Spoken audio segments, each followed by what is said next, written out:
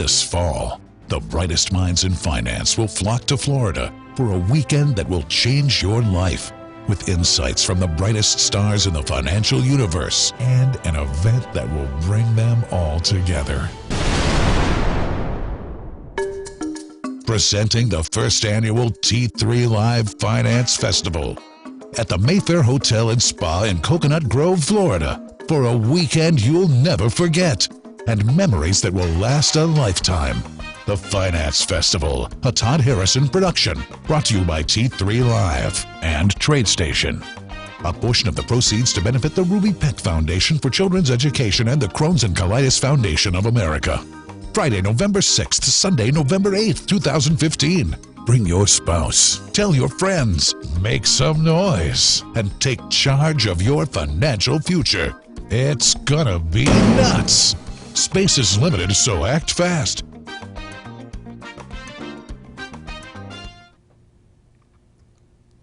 Good morning. My name is Scott Redler, Chief Strategic Officer at T3Live.com. Welcome to today's morning call. It is Thursday, and it's been a pretty crazy week. Lots of 2A action across the board and mostly individual names, as most indices are trying to figure out, do we retrace lower or, do we penetrate into bigger resistance? Every morning we try and take some clues from overseas, but lately they're having the same problem as us. They're trying to figure out whether or not the rally extends or do we take a break? And right now in Europe, it's up small. You had the ECB leave everything the way it was, and they weren't really expecting much out of there anyway. You look at the HEDJ, which is a proxy for Germany that I follow very closely, and it still is having a hard time breaking above this resistance area. We've been talking about this 56 area for a little while after a very feisty move from the double bottom lows, but not much traction right here. Does yesterday's weakness mean it doesn't have the chance to get through 56? No. You just have to make sure that if this wants to retrace, it's going to have to get below this area first. So at this particular point, I would just say 57-ish as support, and maybe with some time it tries to get above this with authority, and if it does, that would probably create somewhat of a tailwind for our market versus, just sitting here neutral. As far as the S&P, same situation. We've had a very big move. You look here, we've isolated this many different times. First, we talked about the potential of this V bottom, which was right here, but what transpired was a topping tail into resistance that gave you that sell signal to then create the W. Lots of technical terms we talk about here. Within this W, you had your red dog reversal, where it traded below a low, came back above, and did not fall apart. Signal number one that we could be bottoming in. And then remember the jobs report. That was on that Friday when it was horrendous, but the market didn't sell off. It reversed and took back this pivot with some kind of authority. So moving forward, you then had this resistance again, which we broke above, came back and retested, and then yesterday was your first small shot across the bow where we engulfed a 3-day range into some pretty big resistance. So today the futures are up, 4 or 5 handles. So you want to see, what happens here today. Do we get an H sell setup, or, do we hang around here and try and go again? So what I would do is I would write down 2017, that's yesterday's low. If we do get below there, you have a quick little support around this 2008. And, if that doesn't hold at some point, you have bigger support into where we held the last time we pulled back, which was closer to 1990. So with all that, with all those points of reference, on the resistance side, let's go to the spiders real quickly. Some people are looking for that H sell setup. So what you want to do is you want to go to your 5-minute chart and see what happens here. This is where we closed. So we're up a little bit. So if the bears want to stay in somewhat control of the move from yesterday into today, they probably don't let the bulls reclaim this 202.70 area. So if you wanted to try and fade resistance, that's your spot. And then if we reverse lower, here is yesterday's low, which comes in at 201.65. So as far as the action, yesterday it was all over the place with the bios. There was the news on Valeant, which was already in a downtrend and very vulnerable, and it got smacked. I think Citron said it's going to go to 50, and you did have some time. Some guys probably got short around 138, 135, and it went as low as 88. So just so you know, in this market, anything could happen. You don't want to do a level versus a level. Those who started buying at 120, you could have blown yourself out of the water. So anyway, with that being said, you look at the chart here, And just to show you, everyone's like, oh, how did this happen, or what could you have known? This stock has been broken for a while. If you want to look at what a potent down move looks like, well, first, this is when the trend was broken right here. You also had a breakout failure, and then look at this engulfing bar right here to go below the 8 and the 21-day moving average. And then that's your sell signal as a trader. We talked about if you break the 200-day as an investor, you do not own it, and that was all the way up here at 200, and it did hit as low as 88.50 yesterday. So at this point, it's probably going to be active. I would just use your 3 and 5 minute charts if you want to trade it. And if you want to know some levels right away, here's your 3 and 5 minute chart. And I would say you have some support going sideways here around this 110. And if it starts to break below that, this is your 100, and that's the prior low. So support 1, 2, 3. And if it wants to rally a little bit, whether Ackerman comes in and buys another 2 million shares or whatever it is, this 130 is now your resistance. So this did have the bios and the ETF for the bios, the IBB, all over the place. And this sector has also been a source of two-way action and pretty weak. So you go to the daily chart here, and you'll see that this sector has not bounced back strongly at all compared to some of the other ones. This is when it broke its uptrend. Here is when it broke support. This was your ascending channel that broke to the downside, and look how close it is to those August lows.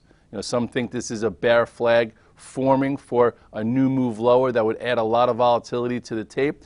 We shall see. If you take a closer look here, levels to navigate short term, okay, you see a lot of bottom tails into this spot, very, very sloppy, but this is still that area, about 295-ish to 298 where it held, and then here is your identified resistance. So we'll see what happens. If it starts to break below that, the market will notice, and that could add some volatility. Yesterday, the Russell did turn lower first, gave you a pretty potent engulfing bar. So if you want to look at something to maybe short some strength today also, based on yesterday's action, here's your resistance where it failed, okay, and this is where it engulfed the 4-day room, 4-day range. So if the market wants to sell the early morning strength, this is probably something that could go red first and then take you down to this spot.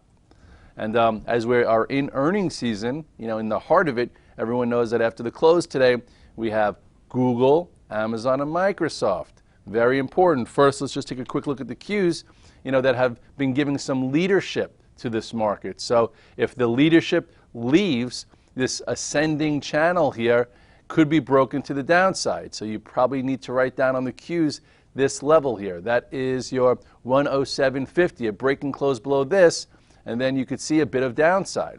So question is, Google. Okay, everyone's like, what do we do with Google?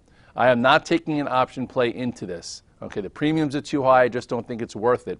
But if you are trading it after hours and it's perceived to be really good numbers, here is your pivot.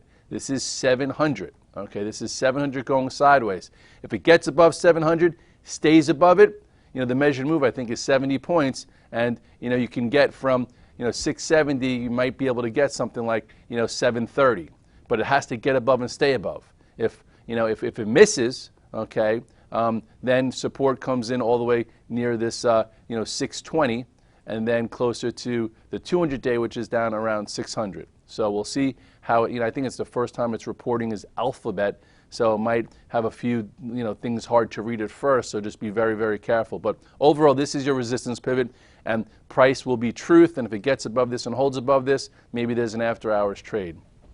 Same thing goes for Amazon. Amazon, has been best in breed. It's been, just stair-stepping higher. It's a little scary that it's done this many times on earnings. Here's one big earnings gap after earnings, another big earnings gap. So it's giving you 3 earnings gaps. So maybe everyone's getting a little too used to earnings gaps, but you can't think about it that way 100%, but you have to have a little dose of skepticism. All right, so if you look closer here to see if there's a pivot to trade against, you have one. Okay, you have this prior high here, which is 580, and that's where it kissed before coming back in. So if they announce very strong results and potentially some kind of stock split, okay, which would probably get people excited, perhaps you buy 580 and the measured move is supposed to be 50 points, according to the option guys. So that would give you, a nice play up to 530. So maybe if you wanted to do some kind of call spread into it, if you're betting up, maybe buy the 580s and sell the 610s. And then if the move happens, you probably get a double or triple, if you don't want to trade it after hours. But again, it could be vulnerable. Same thing goes for the downside. I guess if you're looking for a put spread, you buy these puts and then maybe sell these, and and then you get your measured or implied move down to here. So I would always be prepared with levels well before. Microsoft has been very strong. At the highs, you also have a pivot right here. Okay, going across. Big resistance, so it did turn tail a little bit yesterday. If you're trading this thing and it gets above 48 after hours, perhaps you get a move back to the highs, which would help tech. This thing is, priced for a good report. A miss would not be good here. Okay, usually, Microsoft is in the doghouse and a mediocre report is just fine. But at this point, you have it near resistance. It's going to have to be a good report to continue to the upside. Yesterday we had recently we had a nice little 2-day move in Apple, which, in this market is all you can ask for. We talked about it trading above this 112.10. It basically hit the target zone. I actually tweeted my selling prices, along the way, gave you a 2-day move. And, at this point, I guess, see if it could hold above yesterday's low of, 113.70 and build again for maybe a different pivot here. But this 2-day trade is what I wanted, so I come in flat Apple. Facebook has also pulled back, and just realized I remember last quarter's earnings, when Google, went nuts to the upside or gapped up, it affected Facebook. So you got to know that, Facebook could be affected today by that. This did get you a little bit of a kiss near the old highs before reversing. Okay, now it's trying to hold the 8-day moving average and build a high level of support. So, we'll see how this reacts today. If you want to trade it today, trade verse 96.47. If you're thinking about owning it, with options into its report, maybe, on this little $2.5 dip, you buy some hundreds and sell some 105s that way, or if you think it's going to beat and finally break above the prior high. If you're in the camp that this is a double top, then that's a different story. You could look into some puts and do it that way. But at this point, Facebook's been much stronger than weaker. As far as banks yesterday, I was thinking that maybe if the market wanted to go, they could be strong and there could be a trade there. But then you look at something like Goldman Sachs. Goldman Sachs basically failed pretty miserably. Into resistance. Here is the resistance. It tried to push above this and failed. So a sell signal. Some guys probably got short, or some people, if you were in it from this reversal here. Yesterday was your exit. I guess see what happens today. It's probably up small at the futures. If it goes red and trades below yesterday's low of 179.55, probably not a good thing for the banks. JP Morgan, if you take a quick look, it also just didn't have enough strength to go through the upper range, but a lot of things haven't had that kind of strength. So see if it can hold this spot. If it can't hold this spot, which is around 62.05, I would take a little care here because your next level comes down to the lower end of the range. As far as oil's been leaking a little bit. Hey, what a pun. Leaking from the upper end of the range when I think the G-Man got all bullish on oil right around here, whatever. It's now down to the lower end of the range, so I think this 1420 is going to be important. Right now it's up a little bit, so it's kind of out of the danger zone, but if it broke 1420, that would probably be bearish for oil back to the lows, and that would raise some flags in the market. The XLE is trying to hold this upper support where it's right on that area, so watch it close because if it does trade below this 67 and stays below it, some stops will go off, and that could also pressure the market and give you a move back down closer to 65.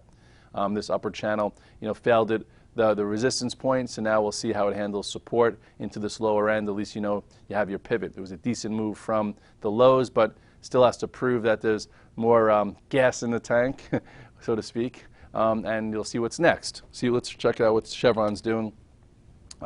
Chevron still hanging out, still gave you that nice calculated move, but again, just like the XLE, you got to see if it holds and this goes sideways for more upside. So yesterday after the close, some earnings plays. I'm not really compelled to play many of them. I know American Express is down a little bit. LVS and and I think eBay are up a little bit. They've been broken, so their reports were fine, and they're up a little. Let's check out Under Armour. Under Armour, from when I was walking in here, had a decent report.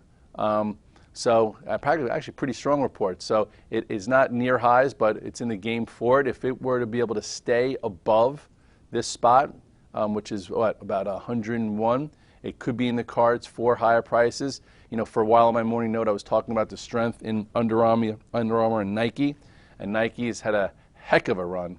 Okay, that was right around here, and just goes to show you when stocks are above the 8-day moving average, you stay long, not short them. Right now it's a little extended from it, so you take a little bit more care, but you know, this is a very strong name. Gap up, 8-day caught up, got tight, here was your pivot, and now. Okay, at this point, I guess if you want to just see where short-term support is, that's around 131, 11. Yesterday, Twitter got downgraded. As it started to look a little bit better, you take a close look here. It didn't really fall apart, but at this point, it's going to need more time. You do have another point of reference to trade against. Here it is. This is 28.65. If you did not get stopped out, I got stopped out of mine yesterday. You could be long versus this. Now with some time going sideways, maybe it rebuilds a little bit for another chance to take that out. But as of right now, it's going to need a little bit more time. And maybe there's a quick little tactical trade. If it can get above 29.66, there's a gap to fill up towards 30 or so. So not the end of the world, but it just took out some momentum, and earnings aren't for a few weeks there. Lastly, the metals did have a feisty move to the upside. I think the GLDs hit almost 114, and they've pulled back since. I think people are trying to figure out what's next here. It is hanging in there. So if you're still long the GLD, I would say trade versus 111.41. Here's your pivot. At some point, if it were to ignite again, to the upside, it's going to have to take that out. But just remember, this has been in a downtrend for a heck of a long time. You've had lots of different areas to navigate with the GLDs, where here's when macro support was broken. Here is when the trend really changed, when it broke below all the moving averages. So now it's still trapped, okay, where you do have resistance or bigger resistance higher. So you want to see if maybe it gets there, but on a short-term basis, there's a lot of skepticism. So at this point, it's getting tight again. If you sold strength, maybe you nibble versus this. It's still above the 21-day, and it's still somewhat in the game to get there. But again, lots of false moves there. So it is Thursday. Markets feel, to be honest, underneath the surface, a lot of names felt a little bit weaker than the actual indices. So today, I actually come in flat. I've been trying to ride this rally, for the past few weeks with multiple positions, and now I'm kind of flat. I might look for the H cell setup into this morning strength, and maybe the spiders and the Russell. I want to see how high beta tech acts today. I don't really like trading stocks the day of earnings because institutions need to shuffle around, and you have these erratic moves that could change at a blink. So I don't want to be caught in something like that. But after hours, we talked about the pivots. If you want to trade the Amazon, the Google, and the Microsoft, which will be important for the overall tape. Oil held support. It's a mixed bag across the board. Lots of action, crazy things like a Valeant took place where if you, traded it back and forth and played the extremes, there was definitely some cash flow money there, but you could also gotten clocked. So pick out where you want to play, know your strategy, continue to stay with it. No, we just had a big rally. Doesn't mean you could blindly short, but also doesn't mean that we have to move higher. So into this little threshold spot, I would just take trades a little bit more often, be flexible, and be prepared with all the pivots that we put in front of you in my note, in the morning call, and from the VTF. Good luck trading. I'll see you at the recap.